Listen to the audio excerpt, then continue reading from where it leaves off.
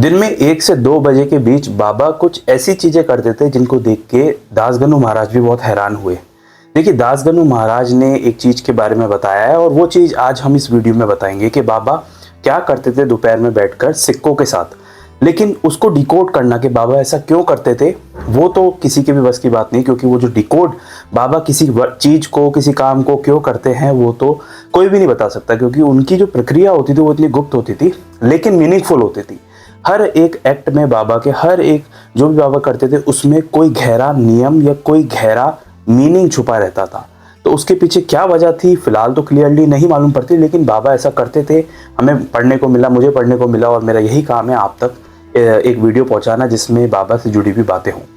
तो दासगनु महाराज जी बताते हैं कि दोपहर में बाबा 1 से 2 बजे के करीब एक पोटली निकालते थे और उस पोटली में 10 से 15 जो है पुराने सिक्के हुआ करते थे, कॉइन्स।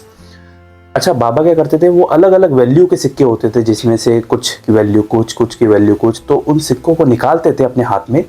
और दासगनु महाराज जी ने ये देखी है बात कि बाबा क्या करते थे, उन सिक्कों को रब करते थे, हाथ में रब करते थे और या तो कोई मंत्र पढ़ते थे या मंत्र नहीं पढ़ते थे। दोनों ही बात में डाउटफुल हैं दासगनु महाराज जी, और दासगनु महाराज जी डाउटफुल हैं तो हम उस पर कमेंट नहीं कर सकते, क्योंकि दासगनु महाराज उन भक्तों में से आते हैं जो बाबा के क्लोज रहे हैं, बाबा के शिष्य रहे हैं और बाबा से बहुत कुछ उन्हें सीखने को मिला है।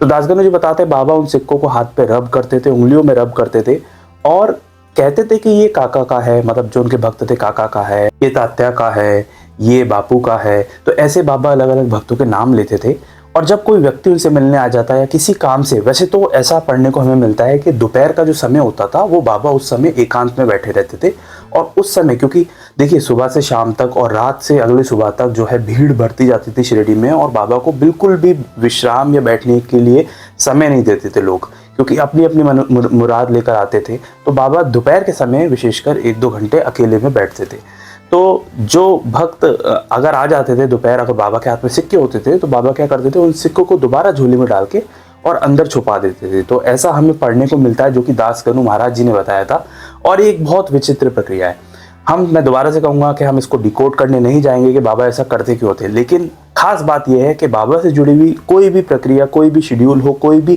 काम हो जैसा कि बाबा करते थे, वो सब हम इस वीडियोस में जानते हैं ताकि हमें एक और अवसर मिल पाए, एक और अपॉर्चुनिटी मिल पाए बाबा के और ज़्यादा करीब जानने का और बाबा असल में कैसे रहते थे ये सब जानने का। तो इसी तरह मैं अलग अलग कहानियाँ पढ़ता रहता हूँ, समझता रहता हूँ और आप तक पहुँचाता रहता हूँ। अच्छा, इस यूट्यूब पर एक नया फीचर आया है जिसमें प्रोडक्ट्स को हम टैग कर सकते हैं। तो यहाँ पर अगर आपको एक ऑप्शन आ रहा हो प्रोडक्ट्स को, तो उसमें मैंने साईं बाबा से रिलेटेड कई सारी बुक्स टैग कर रखी हैं, कई सारी तस्वीरें, कई सारी जो चीज़ें होती बाबा से रिलेटेड वो टैग कर रखी हैं। अगर आपको उनमें से कोई किताब पढ़नी है तो बहुत सारे लोग क्योंकि मुझसे पूछते भी हैं कि हम कैसे मंगाएं, तो आप लिंक पे क्लिक करके जाकर वहाँ से परचेस कर सकते हैं या बाबा से जुड़ी हुई कोई सामान मंगा सकते हैं अगर आपकी इच्छा हो तो। अगर आप बाबा से जुड़ी हुई कहानियाँ जानना चाहते हैं तो इस चैनल पर ऐसी ढेर सारी वीडियोस अपलोडेड है जिसमें मैं हिस्ट्री जो है बाबा की पढ़ता हूँ, समझता हूँ और आप तक पहुँचाता हूँ। अगर आप इस चैनल पर नए हैं तो इस चैनल को सब्सक्राइब करके जाइएगा, वीडियो को साईं भक्तों के साथ जरूर शेयर कीजिएगा, वीडियो को लाइक कीजिएगा। मिलेंगे एक नेक्स्ट वीडियो में, तब तक के लिए ओम साई राम।